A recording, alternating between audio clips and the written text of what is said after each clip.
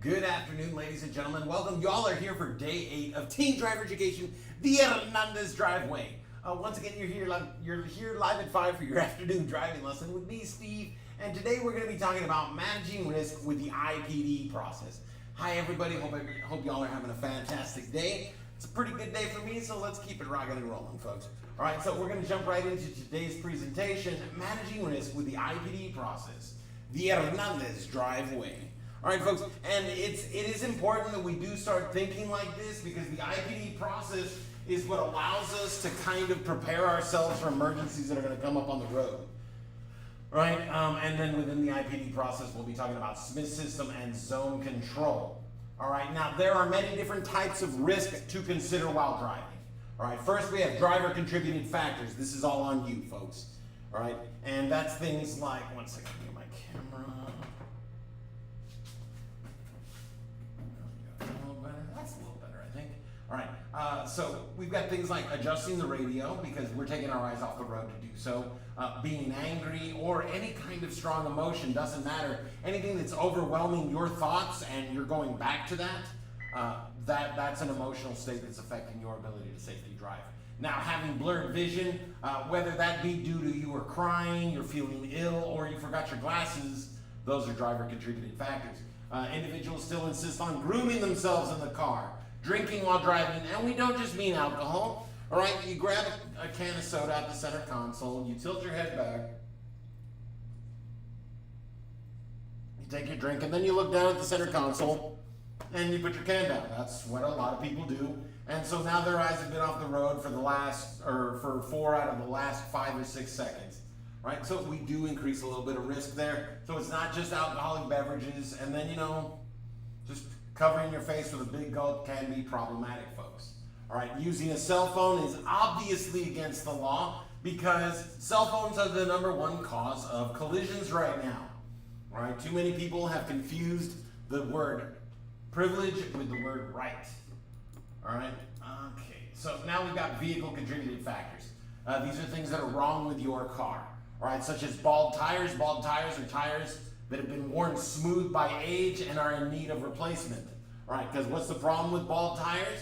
Well, in the event that you need to make evasive maneuvers or you're going over water, you may result in a situation with no traction. All right, traction is your ability to still control, and the car's going to go where the controls are sending it. When it's not doing that, well, that's no traction. Right?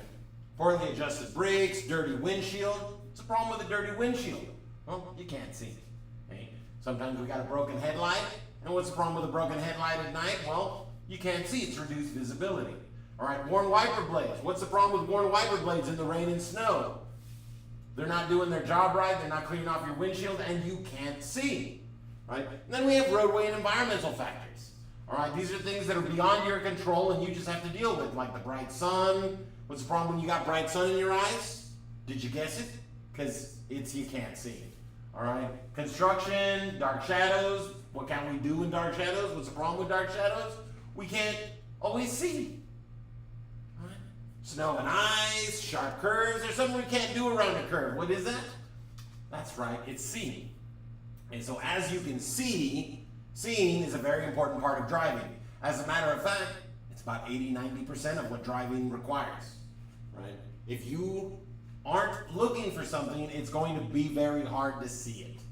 Right? And we need to constantly be scanning. So how do we do that? All right, well, the IPDE process is an organized system of seeing, thinking, and responding. Okay? Because that's what driving is, right? You see, you think, you respond. You see, you think, you respond.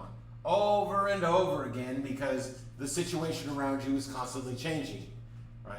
Now, I in the IPDE process, anybody remember this one? Anybody remember what the I in IPDE stands for?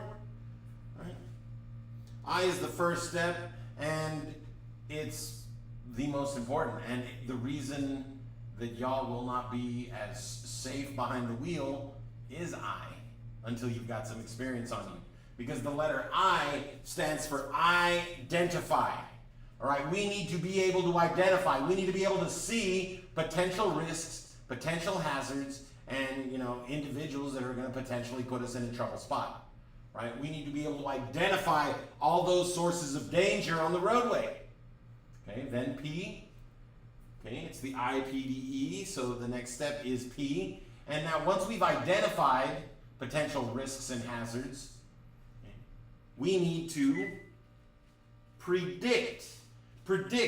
Gaze into the future, use that brain of yours, your experiences, your memories, what you've been told and what you've seen, and extrapolate. Figure out what could go wrong with the individuals, the situation, the hazard, the whatever. Whatever it is that you have identified as a potential risk and hazard, we now need to predict how it could affect us, right? Once you've predicted, well, we made our prediction. Now we have to decide. We have to make a decision as to what we're going to do. And then once you've made the decision, if your prediction happens to come true, then we know what to do and we put our plan into action and we kill them. No, I'm kidding. But we execute our plan. Right? We put our plan into action. That's what execute means. It has nothing to do with taking their life. It's about putting in the plan that we decided was going to keep us safe into action. That's how we're executing, folks. So we identify risks and hazards, predict how they could affect us, decide what we're going to do in the event that any of that happens, and then in the event that something happens, we execute the plan that we already came up with to stay safe. Right? Now, the Smith system. All right, there's 5 parts to the Smith system. Part 1 is aim high and steering. What are we aiming? Lifting your arms. Y'all got turrets mounted on your car? Because if you do, tell me who set them up for you, because I could totally go for some turrets set up on my car.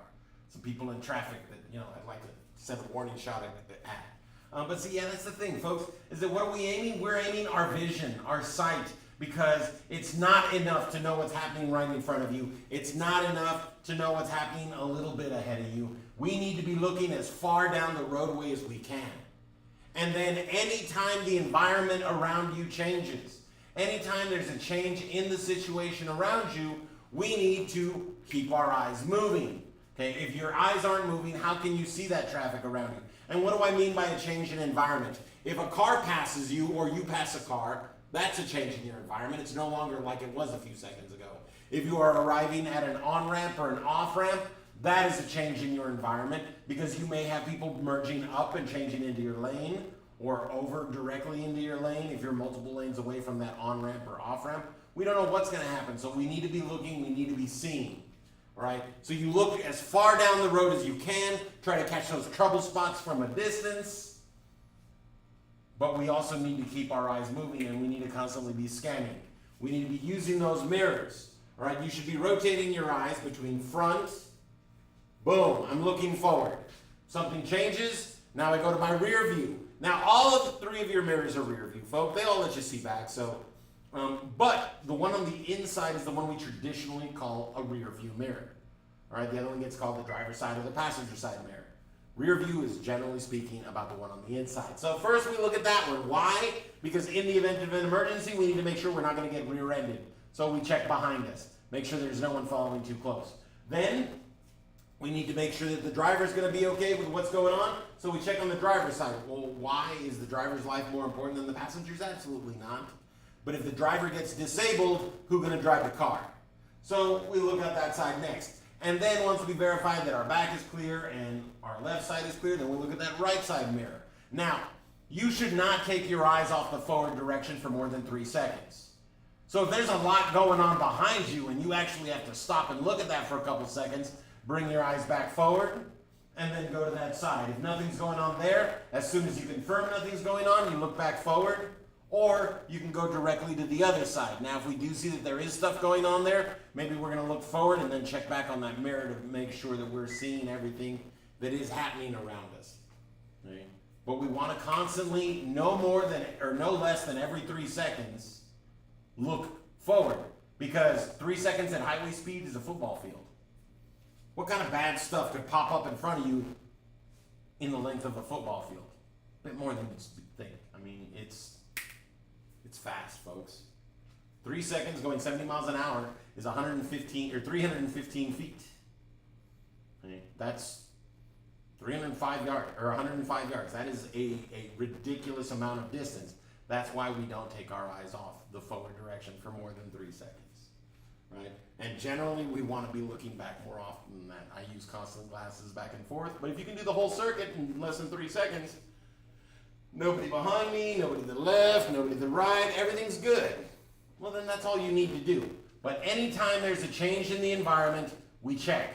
So that means if you're driving down a country road all by yourself, haven't seen another car in 20 minutes, you're going to check every time you come to an on-ramp or an off-ramp. Or you're going to check every time you come to an intersection. But otherwise, it's nice and sedate. It's nice and calm. We don't need to check every second if we're on a slow road, and we may need to be checking every second if we're on a super busy road. Right? Get the big picture. Don't just know what's happening in front of you, know what's happening all around you. That's why we need to cycle those mirrors. We look once again forward, inside, outside driver, outside passenger, back to forward. All right? If you have to take a couple seconds to look at any one of those mirrors, just pop back to center, make sure everything's still safe, and then continue on your merry cycle. All right? Because we gotta know what's going on all around us. All right? If you don't, that car that you don't know about is the one that's posing the largest danger to you. All right? Make sure others see you. Do not drive in a situation where you're more than likely in someone else's blind spot. All right? If you can't see another driver, if you're slightly behind them to either side, like the way a wingman would fly in like the new Top Gun movie, chances are the individual right there cannot see you. Well, if you are the invisible driver, they may accidentally change lanes into you without even realizing you were ever there. So don't ride in blind spots. If you see someone moving into your area, maybe speed up, slow down, make it so that they're aware of your existence, because we never want to become the invisible vehicle. The second that we become the silent, invisible vehicle, it's easier for other vehicles to hit us. So make yourself seen, make yourself heard. Do not be afraid to hit that horn. Right? If you can see people, they can see you.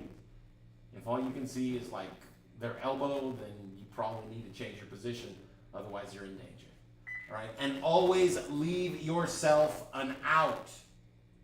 What does that mean? All right, a lot of times when we're driving on the expressway, we'll have these little things that are called wolfbacks. It's a group of people that are driving in a cluster next to each other. All right, leaving yourself an out means you don't allow yourself to become surrounded by that kind of situation. In the event of an emergency, you have somewhere to go other than just hitting the brakes. And sometimes they can remove that choice away from you as well. A vehicle following too closely means you can no longer slam on those brakes. So don't put yourself in that situation. Always remain somewhere where you have somewhere to go in the event of an emergency, or a direction you can travel in the event that you need to make evasive maneuvers. Rightmost or leftmost lanes are your best bet for those. But the easiest thing to do is, instead of getting caught up in that whole mentality of, I gotta go as fast as I freaking can, find one of those luxurious spots between traffic and just chill there. Drive the speed limit. And you'll have vehicles pass you, but then you can just slow down a little bit, put that gap back in, and go again. And you'll have another 5 or 10 or 15 minutes without a ton of vehicles, because that's how expressways work. They have those little groups where people get up on there, and now, you know, we're segregated into our little clusters of vehicles. But controlling the time and space, making the decision that, hey, you know what, I'm not going to drive with all those vehicles, is absolutely leaving yourself an out. Having them well ahead of you is going to allow you to see them making evasive maneuvers before you get there, so that you can be like, hey, look, all these people are moving out of this lane when they get to this spot. Let me move right now. Probably something going on in the roadway. Right? And usually that sort of thinking is correct. Right? But leave yourself an out. Always have an escape plan. Always have somewhere to go in the event of an emergency, so that you don't get hurt. Right? Now, we also have the zone control system, and the zone control system has 6 different zones. All right, if I were to tell you that the first 3 zones are front, front left, and front right, are any of my brilliant students able to extrapolate, able to tell me what the other 3 zones are going to be based on this information? All right, I kind of wish I bought that shirt. There are 2 types of people: those who can extrapolate from incomplete data, and then the shirt just ends. Because yeah, it's very true. Some people need it spelled out. Other people are able to infer, because, you know, inference is just thinking. Right. And the other three zones we're going to have, the other three zones we're going to be dealing with, if the first three are front, front left, and front right, then the next three are going to be rear, rear left, and rear right. Because there's traffic ahead of you or behind you. That's it. Now, these zones can be in one of two states. They can be open. There is absolutely nothing occupying the space. You can safely move your vehicle directly into it, and you will not strike anything. You will not collide with anything. Or it can be closed. Part of or the entire zone is occupied by a vehicle that would prevent you from smoothly moving directly into that lane without a collision. Right? That means that if you try to change lanes into that zone, you're going to wind up hitting something because there's something there. All right? Something is occupying some or all of the space. All right? Now, you can create time and space by getting the best speed control, lane position, and communicating with other roadway users. Right? The easiest thing to do is slow down, drop back, let the traffic get ahead of you, and then zones open up as the vehicles to your left and right are now gone. Sometimes that'll fill up our rear zone, but that's okay because one car behind us is not surrounded. We have somewhere to go in the event of an emergency. Now, let's take a look. All right. Oh, and just so that you know, that line dividing front and back, it's nothing mysterious. It's nothing standardized on vehicle. It's you. Okay. Everything in front of you is a front zone. Everything behind your eyes that you would need mirrors to see or to turn your head, that's a rear zone, folks. It's that easy. All right. If you can see it right there, just you look that way. Boom, they're right there. All right. We're good. We're good. We're good. That's it. That's where the line is. All right. Because that's where we need the line to be. You are the determining factor whether something is in front of or behind you. Right? Same thing when you're not in a car. If someone's standing in front of you in a line, well, they're clearly in front of you. Someone's behind you, they're clearly behind you. Right, so check it out. Left rear zone, is that open or closed? We look into the left rear zone, we see there's that black SUV in there. That is definitely closed. So we know we cannot move directly in there, and we know we're going to have a crash if we do. So that zone's closed, we don't go there. All right. Now, our front zone, would that be open or closed? Are we going to have a collision with anyone if we pull further forward? If we accelerate a little bit, is there anyone ahead of us that we're going to hit? And the answer is absolutely not. That zone is 100% open because there is nobody or nothing in part of or all of that zone. That is a clear zone. All right. So it's open. Our front zone, nothing in front of us, nice and open. Now, this is where it gets tricky. The right rear zone, open or closed? Well, as I said, in order for a zone to be considered open, it has to be completely empty, and we have to be able to move directly into it. Well, if we attempt to change lanes into our right rear zone without first adjusting our position, we're immediately going to crash into that green car. Therefore, the right rear zone is closed. However, if you were to take a little initiative and slow down using the best speed to change the position, now that green car would be in our right front zone, and if we reduce speed a little further, we can safely move into the right rear zone behind it, right? And it's that simple, okay? If you can't move over right now, slow down, get behind them. And the reason I say slow down is because unfortunately, when a driver gets egotistical, when a driver feels that their need is greater than yours or their importance is greater than yours, they won't always let you get ahead of them. Because drivers have this tremendous fear that letting a vehicle ahead of them is going to somehow delay them. All right, the delay caused by having one more vehicle ahead of you is basically non-existent because you will still get to where you're going within 2 or 3 seconds. All right. The only difference is when there's like a traffic signal and then maybe they get through and you don't. But if that's the case, what's got more value? The rest of your life or the next 3 minutes? I think the rest of my life is generally more valuable than 3 minutes. Now, if I was plummeting to the ground from an airplane and my chute wasn't opening, then the next 3 minutes would be way more important, more valuable than the rest of my life, because the rest of my life would be until impact. Right? But since that's not the case, we want to make sure that we use our time wisely, use the position, and don't worry about those things. Don't let ego or attitude get in our head when we're driving. If the person wants to be ahead of us that bad, let them. Because it's safer to let them go ahead of you than it is to try to race them and get ahead of them. Because the drivers that think like that could also have a little road rage incident. Right? So our right rear zone is absolutely closed in this situation, but we can fix that by just adjusting our position, dropping back into our rear zone, bringing that green car fully into our right front zone. All right, because if that vehicle moves at all, boom, collide with the green. All right, so identify. Well, what do we need to identify? We use an orderly visual search pattern to identify open and closed zones. Specific clues. Well, like what are specific clues? Lights, signs, those are things that are going to let you know that traffic may be slowing down, stopping, whatever in that area. Okay? We need to identify other users that may pose a potential hazard at us. Last year, I was getting on the expressway on my way to work, and this cute little white sports car comes up onto the expressway and changes lane in the lane next to me. Now, at this point, I'm essentially in the driver's blind spot because they just merged in, changed lanes over directly, and just haven't bothered to turn their head to see if there is anyone in their blind spot. So homeboy doesn't even put on his signal, and I see him, and I'm like, this guy just changed lanes once without signaling. He's about to do it again. So I beep, beep, beep, beep, beep, and then I step on the gas a little bit to catch up next to him, and then I just turn my head and I give him that look that up.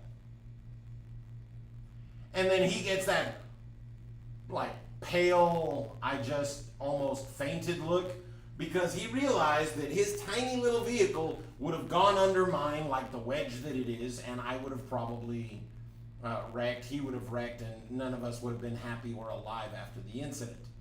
So we need to see those things happening, and that is a big one.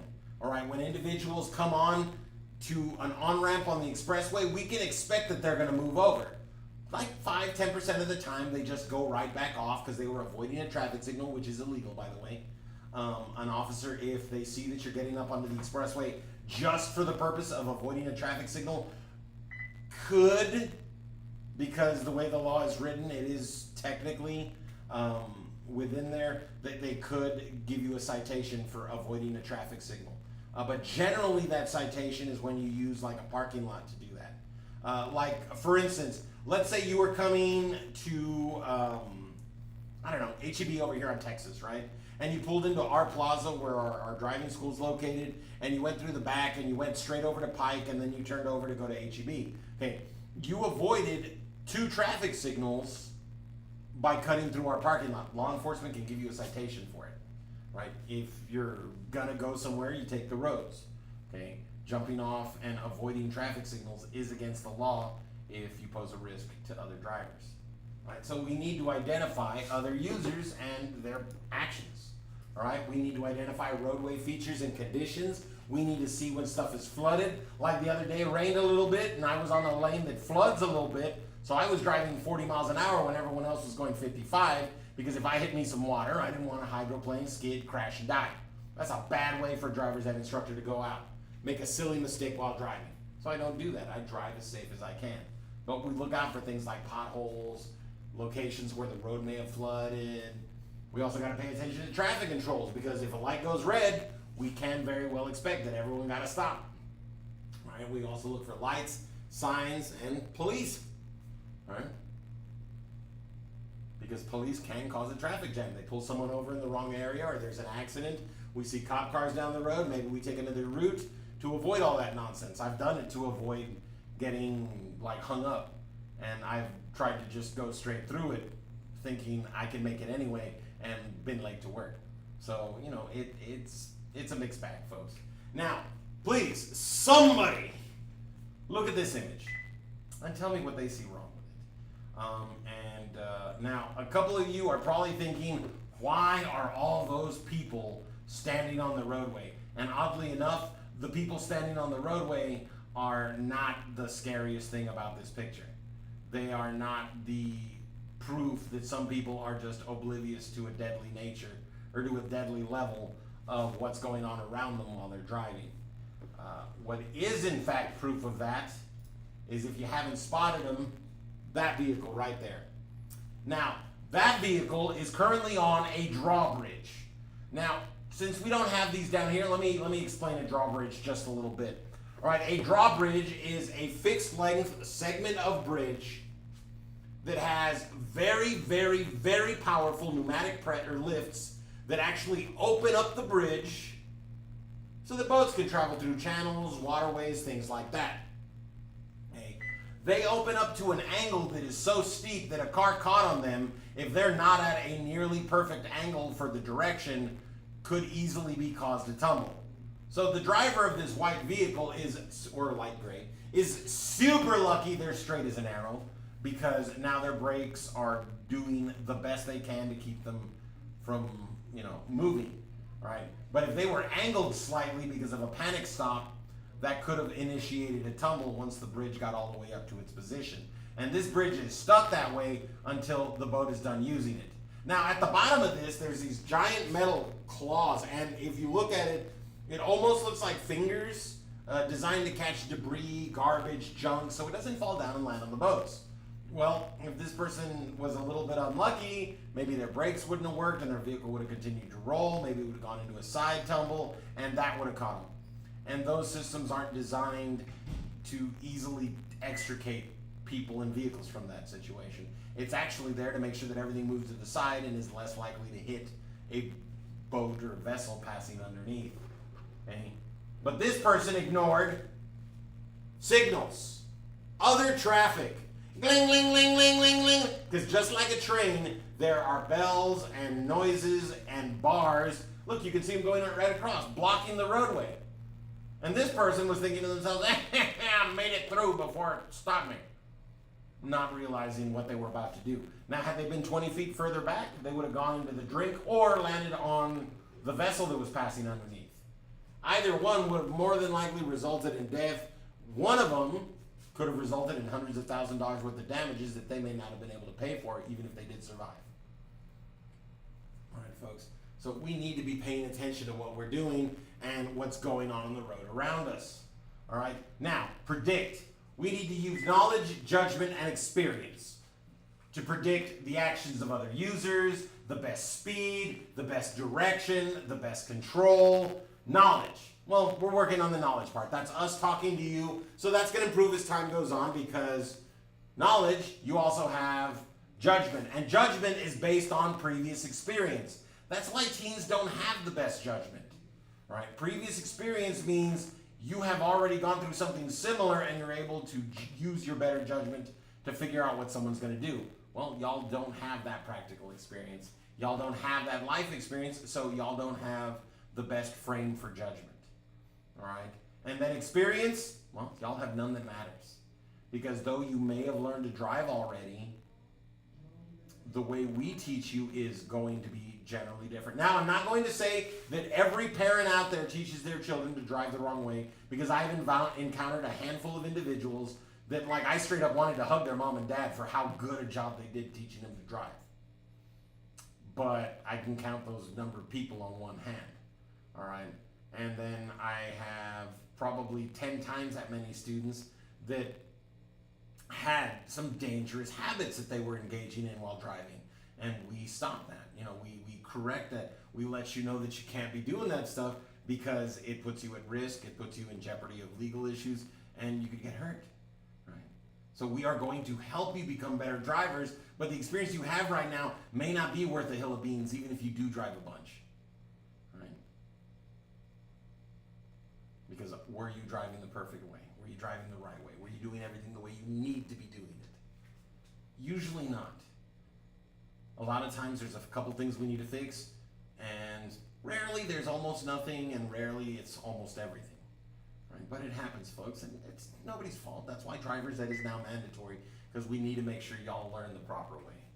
All right? But for now, y'all have to be reactive instead of proactive. Thus, and that's the reason why, that's what thus means, the extra 2 seconds in following distance. Because now, we have that car come up, and we're like, okay, I need to drop my following distance. There's another car between us. Okay, I'm back now. And then, oh look, that person just changed lane twice without signaling. I'm glad I wasn't closer to them. I'm glad I moved back to my safe following distance. Or maybe it's the person ahead of you like slams into a pole because they weren't paying attention to what they were doing. And now you have 2 seconds to notice, realize, and tell your brain, hey, we need to get moving before you even need to do anything. Because at that point, the actual timer starts and you have 1.5 seconds to respond. And you can avoid the issue because you had those 2 seconds to be like, oh my gosh, I'm gonna have to hit the brakes, and then boom, you go for it. And you are going to stop in time because those extra 2 seconds gave you all the time you needed to see it happening and respond. That's what reactive is instead of proactive. And a good driver is proactive. They avoid problems before they come up. But that takes experience, that takes time, that takes judgment, that takes knowledge. And so the best thing you can do for that is just start paying attention. Okay? Now, in this situation, if you're the driver right here following behind this gray car, oh, it looks like a Mitsubishi a lot to me, but I could be mistaken. But you're following behind this gray car. What are some of the situations, what are some of the risks, some of the hazards that we need to look out for? Now, a lot of y'all haven't done a lot of driving, but some of y'all have. I know y'all have because, I mean, I teach driver's ed. I know how it works. I know what people do. What are things that could put us in danger? Things that could risk our well-being, or what are the risks of crashing that we have here? Anybody know anything that we need to watch out for? Anything that poses a hazard to us? Or anything that could potentially go very bad for us, just based on the picture we're looking at right here? Can anyone notice any details that may cause us to have to suddenly respond to someone? Right? Well, let's take a look at a few things, right? Well, first and foremost, we have a traffic signal ahead of us. The light's green right now, but green lights turn yellow and then red, so we need to be prepared to stop for that. We have a double solid yellow line and parking on the side. So that means we need to worry about vehicles backing out of those parking spaces, and we need to worry about vehicles crossing that double solid yellow line. That line is double solid yellow. It's that "are you kidding me?" that "no mames" line. Yeah, there we go. They might back up unexpectedly. So we have nowhere to go to stay safe if that happens, because the road, boom, it's already the other lane right there. That's why the double solid yellow line, because there's nowhere to go in case of emergency. And if we have that parking, they probably have that parking, and maybe someone is backing out, they swerve to avoid hitting them, and boom, into you. So absolutely, those are things that could pose a hazard to us. That light changes quickly. And then we also have the car in front of us. That beige, older SUV could be getting ready to back out right now, and this car's gonna slam on the brakes. Or maybe the car behind us is busy staring at that parking space between the red and the beige car, and they're about to rear end you because they're trying to figure out if they're going to be able to make it in there, or if you're going to get in there, and they weren't paying attention to the roadway. Right? So we got the cars backing up, the cars in front, the cars from behind. We've got the cars driving in the opposite direction. Now, did y'all notice a little green and white, like, trapo, the awning on the left side of the road just after the corner? That's a coffee shop if I've ever seen one. Because green and white, I mean, even independent coffee shops use those colors now because, well, everyone knows that green and white stripes like that means coffee shop, means generally Starbucks, all right? So if that's not a Starbucks, that's definitely like some place that's called, like, you know, Central Perk, or, you know, Java Juice, or whatever cute nonsense they have there. But we can also expect that to mean that people are going to be just crossing the street. Because stopping an individual on their quest for the holy grail of caffeination is dangerous. You know, people that haven't had their morning coffee yet aren't paying attention. Some of them are still half asleep, walking around like zombies and just stepping in front of your car without even noticing you're there. We need to be on point. We need to be ready for those situations. So we do have the intersection ahead and that pedestrian area that we got to worry about. And all this angled parking does tell us that we're in a shopping district.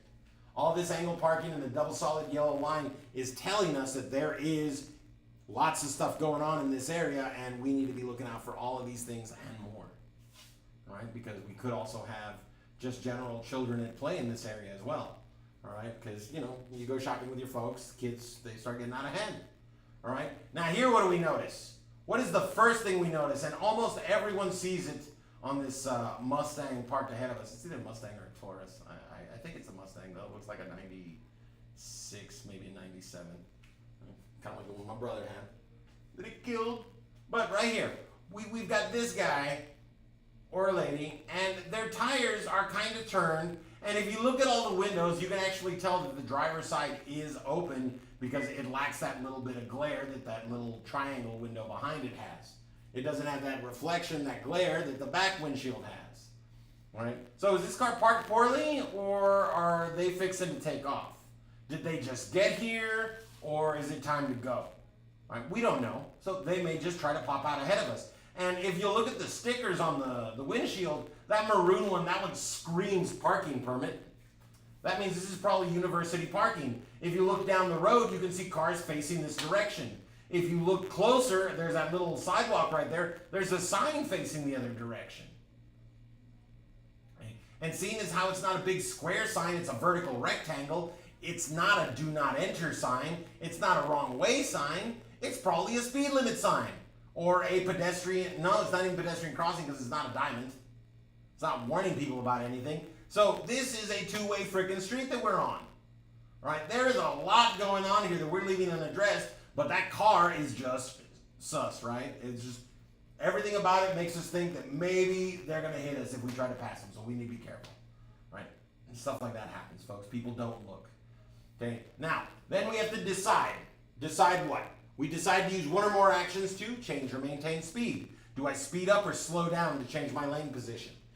Do I slow down to allow this traffic to get completely ahead of me, or allow this person to pass me? Or do I speed up because, maybe I'm going under the speed limit and I'm obstructing traffic a little bit? Maybe I speed up because I'm attempting to pass a vehicle and I'm trying to do so quickly without speeding because I don't feel comfortable driving behind them. Maybe they're throwing rocks, or maybe they're just kind of weaving in their lane and we're just trying to get past them. So we need to make those decisions. It's a conscious decision that you make not to speed, though. All right? And it happens quite often. We go from a fast road to a slow road, and our body's like, oh, come on, we're not even moving. And so we stop paying attention to our speed. And, this happens to everyone while driving. And to me, most often it happens when I'm on my way to work. Because I drive through a couple roads that are 45, and then it's 30, 30, 30, 30, 30, 30, 30 until I hit Veterans. And that's from McAllen. So as I'm making that little transition, sometimes I'm going like 32, 33, and I look down, I'm like, oh no, I'm speeding, gotta slow it down. All right, because speed matters. And getting a citation for speeding is 10% over the speed limit, or driving faster than is safe and prudent for existing conditions. All right, I can get pulled over for either of those if the officer has a reason. And so I don't want to do that. You have to pay attention and make sure you're not speeding. But as you become an experienced driver, it will be much easier not to do so, because your foot kind of learns where it needs to be for your vehicle to go a certain speed. And then you're like, okay, I'm crossing over into the 30. Let me make sure. Okay, I'm doing that. Right? We'll need to change directions. And anytime we do that, we have to use this magic wand. This magic wand located on the left side of your steering wheel will indicate to the other drivers magically what you're going to do. Some of them will respond like children, no, I'm not going to get you in front of me. And then they gas it to prevent you from making your maneuver. Other people will be like, well, I don't want you to hit me. Get away. And so they'll drop back and give you space. Other people will be perfectly rational and be like, oh, look, a person's trying to change lanes. Let me drop back and give them the room they need. All right? You never know, folks. But please do use it, because we need to communicate. How and when we communicate with roadway users are important decisions that have to be made like that. All right, you suddenly have a blowout, we need to start honking that horn, get those emergency lights on to let people know, hey, shenanigans are in course, right? We're on a bad trip, and we need to make sure we're gonna not crash into you. So I'm gonna let you know in every way I can. Beep, beep, beep, beep, beep, beep. And those emergency lights all flashing at the same time says big trouble. All right, but we need to be ready for that sort of stuff. All right, now execute. Put your plan into action. Please don't plan on actually killing anyone. Road rage is a bad thing. All right, but it's the only physical step in the IPDE process. We identify, that's think. We predict, that's think. We decide, that's judgment, that's thinking. and then we execute. We control our speed. Your foot goes a little further down, your foot comes a little further up. Ooh. We communicate. Signal, wave our hands, flash our lights, tap our brakes. Okay. Headlights, turn signals, horn, vehicle position, eye contact, body movement. If you're going to make a left lane change, you move to the leftmost portion of your lane. Once you're safe and clear to do so, you move into the lane. But just that movement, getting to that side of the lane, is indicating to the other drivers that are hopefully using IPDE, they're going to see you, they're going to identify, and they're going to predict this person's going to change lanes soon. And then you start signaling, like, ha, they're changing lanes. And then they do what they have to either stay out of your way or get ahead of you. Many times, you will need to communicate with a combination of actions. All right, signal, your voice, your arms, whatever. Be sure that if you do, you make hand gestures, use all your fingers, because if you focus on just these two, there is actually a law in many counties across Texas, commonly called the bird law. If you show someone your favorite palomita, you can get a ticket that costs more than the texting and driving ticket. If you give someone the finger while driving, they might just decide, I'm going to kill this person, because people do crazy things like that, and Texas is an open carry state now, as of August of last year, so people are entitled to carry a gun if they're not a felon. Upset the wrong person, and we'll talk about that on driver condition day, because that stuff happens, and regularly. All right? Now, chapter review. All right? We're going to still discuss a little bit more stuff after this, so don't get excited. We are going to be here for about another 10 minutes. But I want to talk to y'all about my accident, how IPDE helped me out after we get through the chapter review. All right? So, let's take care of this first. Now, to avoid last-minute moves and maneuvers, you should be looking down the road where you and your vehicle will be in about, is that 4 to 6 seconds, 6 to 8 seconds, 8 to 12 seconds, or 12 seconds or more. All right? Now, not a ton of y'all put your answers in, but still think about this. Think about what you think the right answer is, because we need to know this information. This is what helps keeps us safe. All right? Now, number 2, a school bus ahead of you in your lane is stopped with red lights flashing. You should. Is that stop and proceed when you think all the children have exited the bus? Slow to 25 miles an hour and pass cautiously. Stop as long as the red lights are flashing, or slow to pass if no students are visible. What's the right thing to do? All right, what's your legal requirement? Use the photo below to answer question 3. I'm going to talk to you about this one specifically because someone tried to murder me with this very maneuver, and they were the ones that got in front of me. So let's talk about this for a second. All right, when you tailgate others, you can frustrate the other driver and make them angry. Your actions can result in a traffic citation, and you cut your response time and ability to avoid problems. All of the above. So let me tell you about my accident with tailgating. An individual, I was riding my motorcycle. Now, a buddy of mine and me, we disassembled 3 motorcycles, put 2 of them, well, we put all 3 of them back together. One of them came out awesome, one of them was all right, it ran, and the other one was a pile of garbage that needed to be sold for scrap. I mean, everything basically on that thing was just nonsense except for the frame, the forks, and the tires. So not even worth keeping 4 spare parts. Okay, so my buddy tossed me a set of keys and he goes, "Here you go, Steve," after we're done assembling the junk bike. And I'm like, "Gee, thanks, I can go sell it for like $100. He's like, "Dude, if you're selling that motorcycle we just put together for $100, I'm just gonna keep it." I'm like, "Wait, which one is mine?" Yeah, he kept A because obviously his money, his stuff, but because I helped him the whole process and we put all 3 bikes together, he gave me B. B wasn't pretty, B was beat up, but B worked. So I learned to ride a motorcycle. Well, my very first ride on the expressway, someone cuts me off. They get right in front of me, and boom, I am now suddenly tailgating them. All right. Now, one of the things that people want to do with tailgating is a brake check. That's where you slam on the brakes in an attempt to make the driver behind you suffer. And if you don't think that way, that's exactly what you're doing. You're attempting to either make them crash into you, which could cause you both to lose control, crash, and potentially lead to your death, or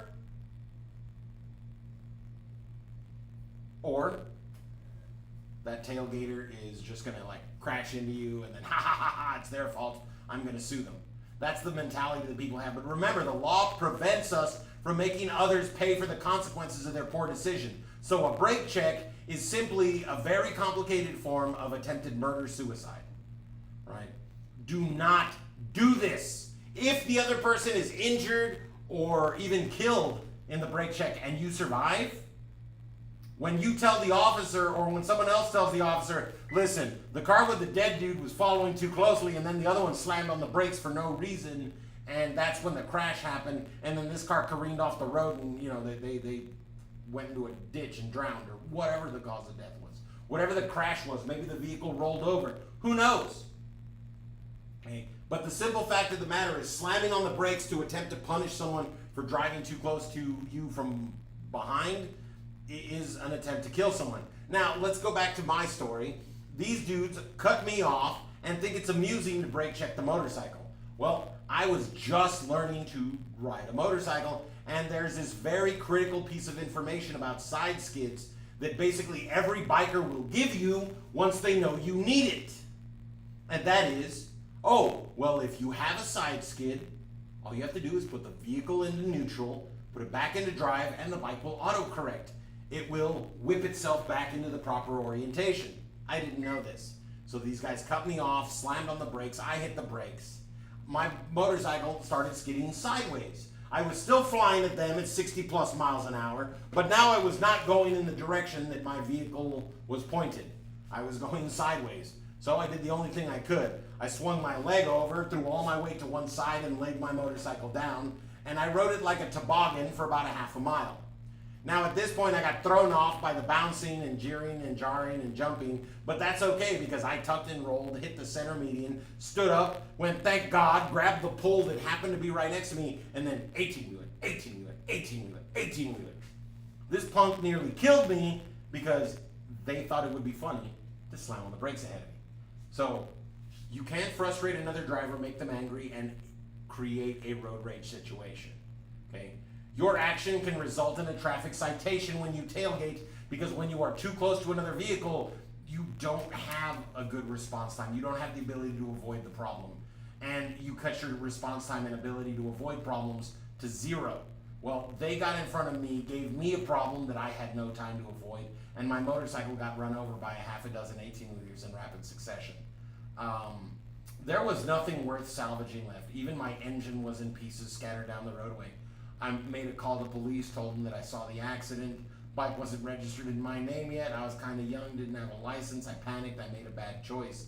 But seeing as how I also wasn't doing the report on the person that brake checked me because I didn't have a license plate or anything, there was too much going on in my life at that moment. I couldn't tell them how I got into the situation, and all that would have happened would have been exactly what did happen. Someone went out there to go clean up debris, and they told me, well, you're SOL, buddy. Even if they were cool in not giving me the citation. Now, to put this in perspective, I'd already learned how to ride a motorcycle. This was just my first drive on the expressway. And for whatever reason, this little bit of knowledge had just never made its way to me. And I was going to go get my license that weekend once I knew I could handle myself on the expressway and not panic. If I'd have freaked out on the expressway, I was going to tell my friend, listen, I can't ride this thing around other vehicles. I get too scared. Please give it to someone that can really enjoy it. Because not being able to use your motorcycle around other cars would have been kind of lame. Yeah, it was like an action movie, except afterwards I cried because my Vulcan was gone. It even had a cool name, a Vulcan. Vulcan was the name of Hephaestus, but in Rome, and Hephaestus was the god of the forge. Very cool name. Also, that whole live long and prosper dude, Mr. Spock, met him, kind of a douchebag, but super famous guy. Okay, so please, folks, do not tailgate, because sometimes people make those bad decisions and they do the brake check, and that could cost you your life. Right? Sometimes they get all road ragey on you, and other times law enforcement sees it, and hey, if you're posing a hazard, you're gonna get a ticket. All right. Now, the safest precaution you can take regarding the use of a cell phone in driving is, for the cell phone in driving, just pick the one you hate the most. So is it use hands-free devices so you can keep both hands on the wheel? Keep your phone within easy reach so you won't need to take your eyes off the road when you need to use it. Wait until your car is stopped and out of traffic to make a call, or make sure you have a safe following distance before calling. Okay. Number 5, you see a traffic officer holding this sign. You should obey his or her instructions only if you see orange cones on the road ahead, unless they conflict with existing signs, signals, or laws, during all times of extreme traffic congestion, or at all the time. Okay. Then the next question, another one of these. You must obey the instructions of a school crossing guard is at all times, only during school hours, unless you do not see any children present, only if there are no traffic lights. Okay, so number 1, to avoid last minute moves, be looking down the road 12 seconds or more. If you can see down the road a mile, well, you're going to make that mile in the next 60 seconds, and you're going to know what's going on ahead of you for that distance. That's awesome. If you can only see 10 to 12 seconds, well, then that's the minimum that we should be looking, right? Because that's where the stuff that's happening that you're going to be arriving at any moment now, right? We don't need to worry about what's right in front of you. We need to worry about everything in front of you. Okay? Now, a school bus ahead of you in your lane is stopped with red lights flashing. You should stop as long as the red lights are flashing. While the red lights are flashing, it is recording. And if you pass a school bus twice, the first time you'll get a very hefty citation. The second time you get a very hefty citation, and then they take your license away for 6 months to 2 years, if not longer. If you actually injured someone because you were doing that, you'd be facing jail sentence and a suspension that would extend beyond your prison sentence. Get out of jail 15, 20 years later, and you still got to wait 3, 4 years to get a license. All right? So please, whenever you see a school bus loading or unloading children, stop. If there is no median or barrier between your lane and theirs, if you're in the same lane as them, stop. Please. All right? Well, somebody think of the children. All right?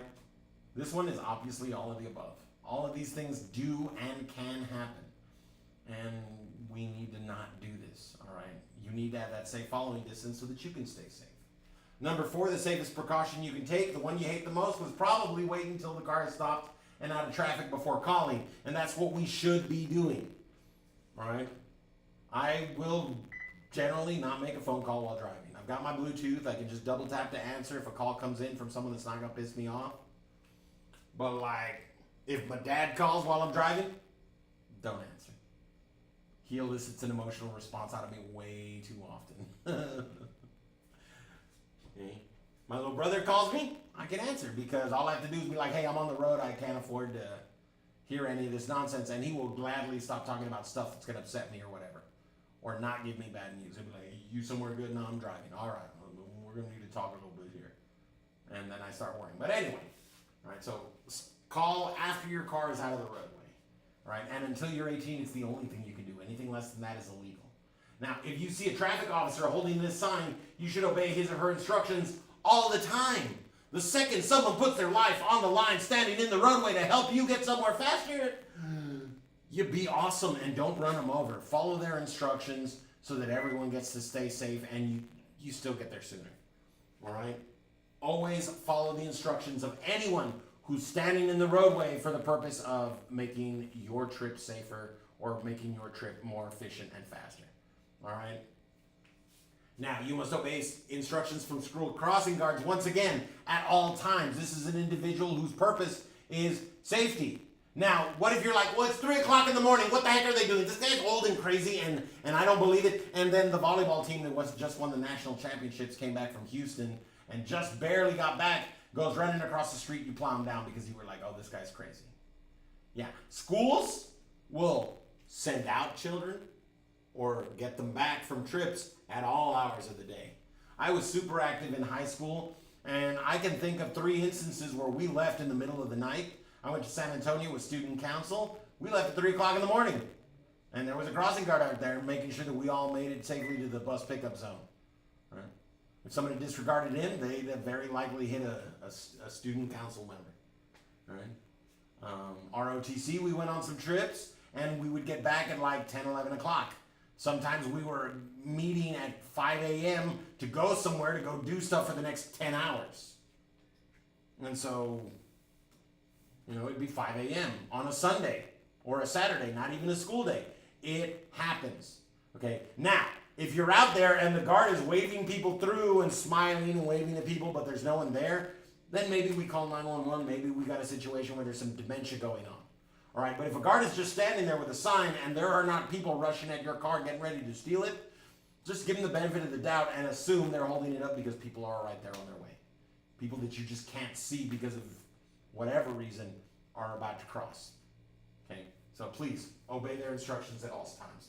Now, unfortunately, we can't do this right here, but what I am going to jump onto, and don't worry, y'all get to do some of those during the homework for today. One second, let me get to the camera only. Because now I'm going to talk to you just for a few minutes about my collision, because when I was 18 years old, didn't even have my license for like, I don't know, 3 months. I was in a bad situation. So let me flesh it out, right? So I'm driving on my way to university, and that was back when UTRGV was still called UT Pan Am. All right, and this was so long ago that 107, the road that basically connects Edinburgh to all the way to like La Jolla and Sullivan City, did not have traffic signals. What it had, in fact, were stop signs at the major intersections. All the roads attempting to cross 107 had to stop, and then there was that stop in the middle, and then they would get across. And that was just how the roads worked at the time. Well, I'm driving, and then I'm constantly scanning. I'm checking my mirrors because I did take driver's education in California. I never actually got to drive a car. I was too young to do that over there because I got skipped a grade. But because of that, I'd already had some training, and then my actual driving training, like from the moment I started driving to I got my license, was kind of like a thrown to the wolves scenario. It was, I had a job, I had to get to work, I had to drive on the expressway to get there, and that's how I got good. I knew the rules, and then of course I have basically a 20-year relationship with the law enforcement departments, and so I kind of know the laws a little bit too. So I knew what was expected of me. I'd seen a bunch of stuff. I'd had a bunch of random experiences. And so I knew things to look for because of ride-alongs and stuff like that. And I see something that kind of terrified me. I saw the back end of this little white car wiggle. Now, if you've ever been at a traffic or like at a stop sign or a stoplight and the car ahead of you, you see it like swing back and forth, it's also accompanied by a very loud noise because they're peeling out. And usually it's also throwing stuff at your vehicle. Well, I was not behind them, I was perpendicular to them, and I saw that their vehicle was fishtailing instead of moving. But I knew this was about to become a car in front of me. So what did I do? Boom! My brain, you know in the movie how like everything slows down and the hero has time to think about every single action before they make it happen. Or like there's the thing with the Sherlock Holmes movies with Robert Downey Jr. where he's like, you know, solar plexus, kidney shot, elbow to the forehead, insult his mother's honor, and then it just like plays out. Okay, I had a moment like that, and I, without knowing what IPDE was, I identified that vehicle. I realized that vehicle is peeling out and they're about to jump out in front of me. And then, because I had just checked my mirrors, my brain ran the consequences of what was about to happen. If I go to the right to attempt to avoid them, regardless, I'm going to wind up hitting them, dragging them into the lane, and there are several 18-wheelers coming behind us as well as other traffic. So that's probably going to result in both of us getting slammed into by vehicles that are way too close to stop, and we could both die. So, going to the right, not going to effing happen.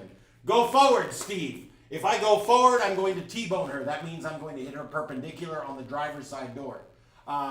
Very few accidents are more physically traumatic than getting T-boned. A head-on collision where you're both going 70 would probably do as much damage to everyone in the car as T-boning a driver does specifically to the driver. All right, so that's how dramatic these sort of crashes are. And the speed limit was 55, and I was basically flying. You know, I was hauling buns, and she was at a near stop because she was trying to go and was barely getting moving because peeling out prevented her from actually taking off. So I identified, I predicted, we go to the right, we die. I go forward and she die. We go to the left, I hit her, I drag us into the median, everyone survives, I might get killed by a folding over sign. Acceptable risk. And so I turn the wheel. Now, when people tell you they turn the wheel dramatically, you need to have a frame of reference that is going to make this more understandable. When you're traveling at 50 miles an hour, if you turn the wheel more than this, right there, 1/4 turn. If you're driving at 50 miles an hour and you suddenly hit the brakes and do this with the wheel, that is about as much as you can turn it. And if you don't hit anything, you run a slight risk of rolling the vehicle over, of losing a little bit of control and causing the vehicle to tumble, all right? Because I knew I was about to crash regardless, that was prevented for me for sure. So I turned the wheel the maximum that I could safely do so and just hoped that the collision was going to prevent any tumbling. And that did happen. I hit the vehicle, we got pushed into the ditch by momentum. I took out a street sign that literally axed into my hood. It went through the hood and bent on my engine block. Broke a bunch of parts. It was actually kind of gnarly because it was just like it axe bladed into my hood and then the street sign bent. So when I was reporting to the police where I was, I just had to turn my head sideways and look at the sign and figure out I was on 2. And I was like, okay, that's got to be 23rd. And I know I'm on 107, so 23rd and 107, right? Now I used IPDE to find the best place to go. And then I predicted, I decided, and I executed. And it worked out perfectly. And then when we had the accident, I dialed 911. Now this is how long ago this happened.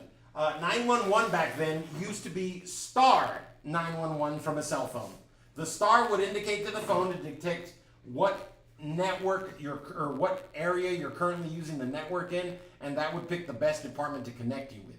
I didn't know this at the time because it was just, once again, like the whole shift into neutral back into drive, one of those bits of information that had never crossed my path. So instead I wind up calling a department whose number I know by heart, because as I said, I've got a 25 plus year relationship with law enforcement. At that time it was only about a 15-year relationship, but that's okay. Because I called them and I let them know what happened, and I told them I need to get transferred to county, and they got me over to county. And because of who I was and because I knew how to describe the situation, I was like, I was just involved in a major 1050. I was heading eastbound. I struck a motorist attempting to cross US 107 on the front quarter panel, dragged us both into the ditch. We've got injuries on at least the driver and the other vehicle. There's some blood on the side of the window, but she does not appear to be severely injured. I'm experiencing some pain in my hand as I think I punched through my windshield, and I just hadn't really paid attention because I was still freaking out a little bit. And then they were like, awesome, we're sending an ambulance, people are on the way, are you okay? Yeah, I'm fine. I'm like, all right, sir, please just be patient, and if you can communicate with the other driver that help is on the way, please do. Well, my battery was dead, I couldn't get my windows open, and at this point I had contacted help, and that's when Steve lost his shit. That's when Steve was like, it wasn't my fault. It wasn't my fault. It's not my fault. It's not my fault. It's not my fault. It's not my fault. It's not my fault. It's not my fault.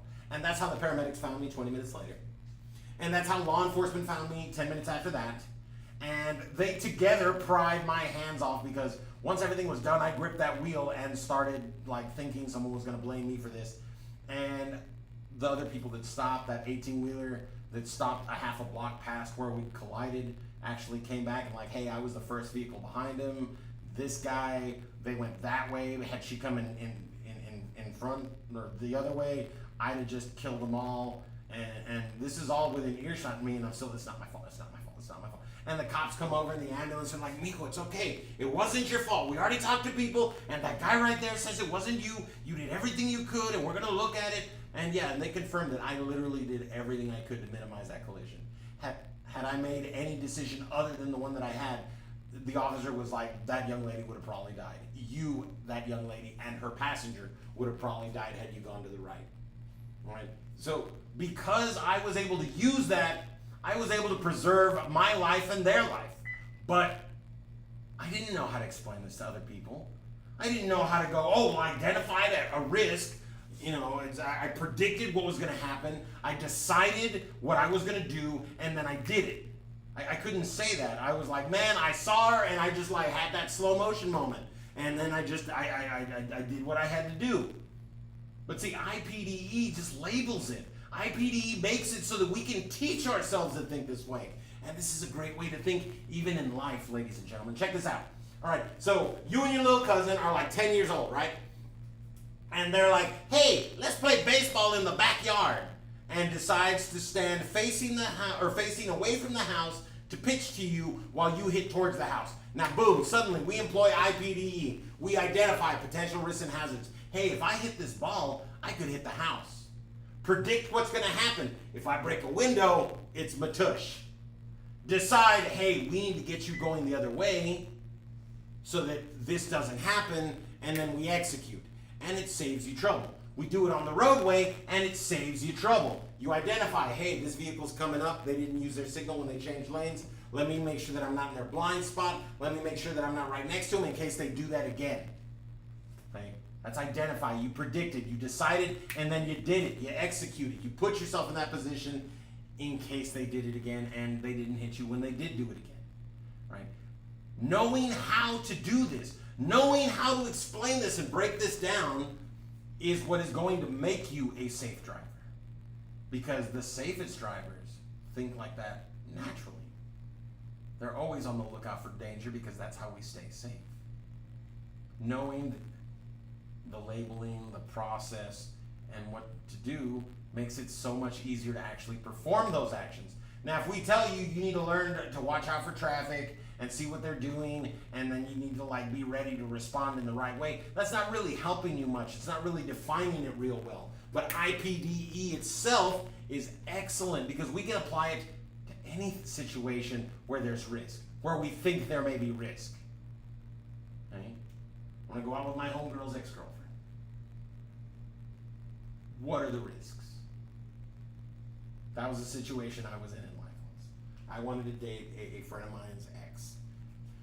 And I sat down and I thought about it. And I was like, well, if we do go out, she's going to freaking kill me. Because she and this girl had a real bad breakup. Now, that was their own stuff, and I knew what went on both sides, and I was okay with it. But I knew that one of them was like, or they were both my friends, but one of them was very willing to just like abandon me as a friend, and I didn't think it was worth it for the risk that I wasn't gonna have a happy, healthy relationship either. I employed IPDE and I just devil's advocated myself out of a relationship. But I was right because that person was just flat out scandalous. They would have caused problems. All right, folks. So every day, make the world a better place, but first do no harm. Every day, make that choice, make that decision, make that change in yourself, in your life, in your attitude, or even in your skill set, so that you are better prepared for the future, for the person, for the life that you want. All right? Every day we have the power to choose, the power to change. We are in control of our actions. All right? If someone calls me all kinds of derogatory things, brings my parentage into question, my gender preference, my pronouns, all of that, I don't care. They can say whatever they want because an idiot talking is an idiot talking. An idiot punching can get thrown in jail. So I know I'm not going to stoop to their level. I know I'm not going to do those things because it's not a good decision for me. Right? IPD helps. IPD helps us recognize problems on the roadway, and it'll even help us in life, folks. So please do so. All right, thank you so much for joining us. Today was day 8 of Teen Driver Education. I'm going to go ahead and get the homework assignment posted up, and of course the live stream video for tomorrow's link. Tomorrow's Thursday, right? We're going to be talking about, what is tomorrow? Is that highway? See, no, tomorrow is, it's physics day. That's right. I love it. Tomorrow is physics day. It's performing basic vehicle maneuvers, natural law, and car control. Tomorrow we are going to go over 2 different PowerPoints, so don't get too excited when we hit that first chapter review about 50 minutes in. We will continue on and keep going. Let's see here. I'm pretty positive I have completed every assignment up to the current date. But I have left to pay the rest of the payment that is due after that for the permit. Okay. Well, if you've already passed the DPS exam, and Mr. Sauceda, if you can confirm that, please. But if you've already passed that, and then you get the certificate for paying in full, let's go over what we went over yesterday again real quick, because that is the instructions, and we will be posting a video with detailed instructions on how to get that permit once you have the certificate. But the next step, once you pay the course off in full, is communicate with our office. Be like, hey, I've already passed the DPS exam, if you have, and we've paid off the course in full. When will my certificate be ready? When will it be available? All right, and in all honesty, it takes them like an hour to get it ready, tops, and that's if they need to track down like a signature from one of the instructors. Okay. Most of the time, they'll just be able to get it ready for you in a 10-15 minute period. So you may even be able to pick it up the day you pay it off. All right, but ask about that. Once you have the certificate in hand, though, once you've got this guy in hand, or this lady, because she's a lady, she gets you some privilege. Anyway, once you have that in hand, then you need to get all of this together. All right, you get all of this together, everything on the checklist, the DE 964, that's that certificate. Proof of identity, lawful presence, that's, an ID. Sorry, that was the Spanish side. That's an ID or a social security card and your birth certificate or your passport. Okay. Proof of Texas residency, 2 bills in your name or your parents' name, excuse me. If it's not the parent that's going to be able to take you to the DMV, ask for an affidavit of residency. It's a notarized form we can give you that the parent that does have bills under their name can fill out. That way they don't have to be present and you can still prove your address. How do you know if you passed the DPS? You can just go onto the assignment sheet list link. Just click where it says assignment sheet list and look at your name. If DPS exam has been redacted, if it's been deleted from that line next to your name, then you pass the exam. If you couldn't join yesterday, you still do need to watch that video, but that's okay because those live streams are saved for months.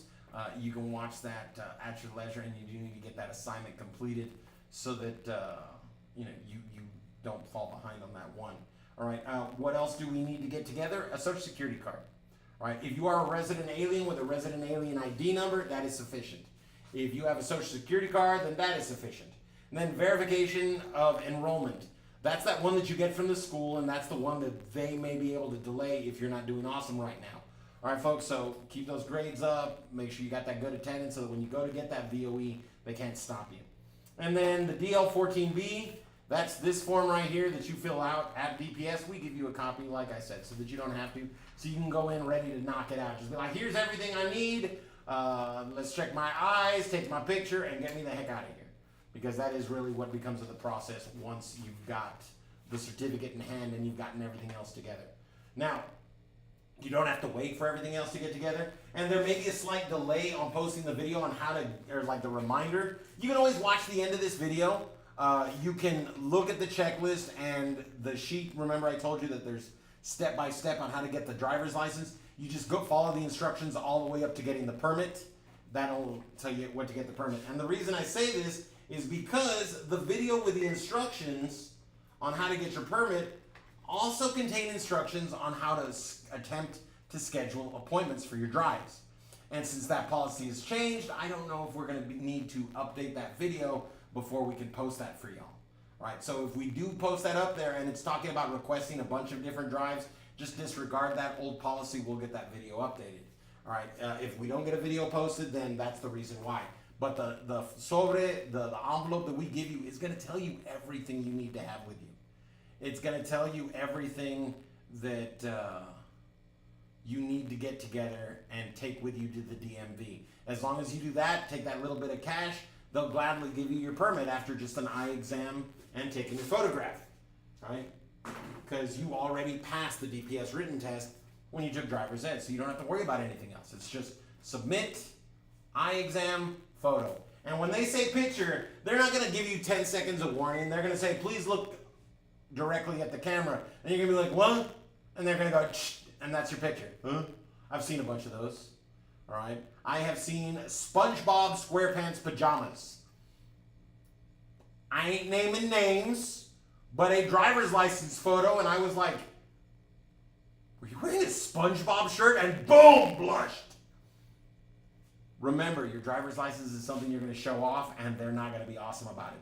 So when you get there, make sure that you're dressed, your hair's brushed, you're going to be happy with your picture. Now, if you want to look like Yamcha or Super Saiyan Goku in your photograph, and have your hair everywhere, awesome. More power to you, all right? Own that bad photograph. Make it yours, and then it's not a bad photograph. Then it's the picture you wanted to take, all right? If you don't want that particular look, or you don't want people to recognize SpongeBob pajamas, go dress for the cause. Be ready to have your photograph taken. And when they say, please look up at the camera, whatever your smile is, whatever you want to have on that picture, that be the thing. That glamour shots, eyebrow thing, whatever. All right, they are going to repeat themselves. Please look directly at the camera. Don't let it fluster you. Look at the camera. Keep your smile. Okay? Because, well, if you don't, you wind up with a terrible picture. All right, but that's what happens after we get the certificate, and that's how we transform the certificate into a permit. Now, to go to DPS, you have two options. A, you can show up half an hour before they even open, and they will sometimes take walk-ins. They may tell you to take a walk. It just depends on how bad they are booked. Or two, you can request an appointment at DPS. Now, here's the thing.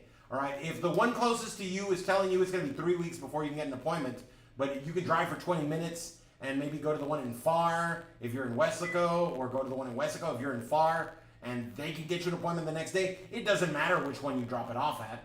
If you go on a family vacation to San Antonio, you can go to the DMV in San Antonio. Not that I would ever recommend that to anyone other than a resident of San Antonio, because that place is like DMV out of a movie.